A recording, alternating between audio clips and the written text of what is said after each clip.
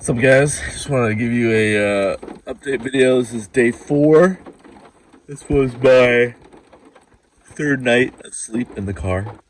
It's actually raining right now, as you can hear, and although I won't have to deal with this much because it's summer and if this is rare, this is something that's concerning for the future. I'll have to do more research because I have a sunroof, and normally I can keep it open.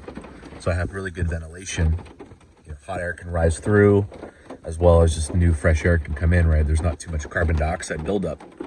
But if it's raining, then obviously I have to keep it closed, which means I have like little to no ventilation, meaning that there's going to be a lot of carbon dioxide in this car, right? Which is not great for deep sleep.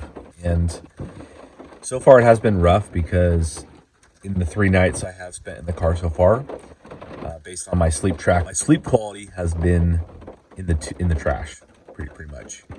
So this is not good because sleep is obviously super crucial to many, health, just not getting sick and mental function, all sorts of stuff, right? So this is problematic.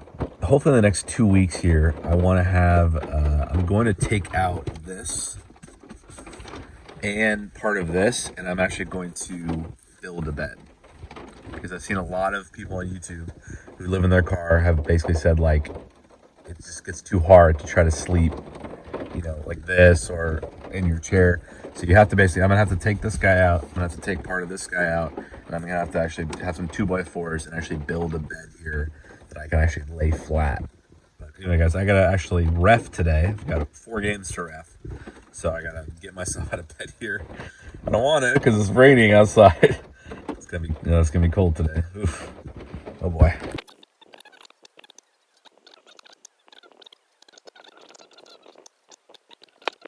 All right, guys, day 4. I just had this cool moment where I had reffing most of the day, so I usually cook my meal sooner, but today I'm actually cooking it later. And I pull up, and my spot is just waiting there for me, right? My table and my spot just right here, waiting for me, as if it's just calling my name. It knew I was going to come and enjoy my meal here. So I thought that was really cool. My little spot set up. All right, so today was a little rough day. It's pretty windy, so I kind of have like a makeshift sort of, to try to protect it from the wind. The wind, not the wind. And I already did go out once because the wind actually blew it out and I had to restart it. So it's a bit windy today. Not ideal.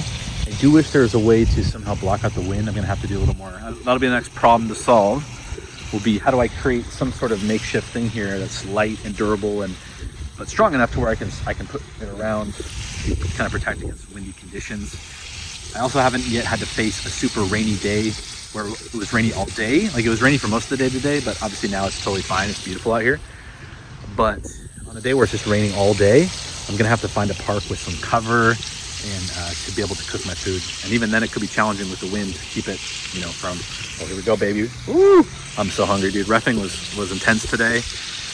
Oh man, it's so good. It was a game that went into, actually I gave it a minute of stoppage time and the team scored in the last minute. The coach of the other team was mad. They were like, oh, you let it play on too long. But I was like, I let it go my 1 minute. It was in a critical scoring area, so I had to let it play out. They scored, you lost. Like, sorry, I know I got good feedback from everyone else, so happens. Let's eat some food. Quick downside I've noticed is usually I try to get, like, I know you can't really see very well with the sun. Usually I try to get a really good sear on one side, so that really locks in the flavor and just makes it so good. I found that even this is at like max, I still can't really get like a good sear yet. So I still haven't quite figured out, maybe it just doesn't burn hot enough in general to be able to get a good sear like you could on your conventional stove. So I have to admit, the flavor has not been what I want, because you can get a lot more flavor when you get a good sear on each side. It really locks in the flavor, but I haven't been able to do that. So I'll have to keep experimenting and see if I can make that happen, get that sear.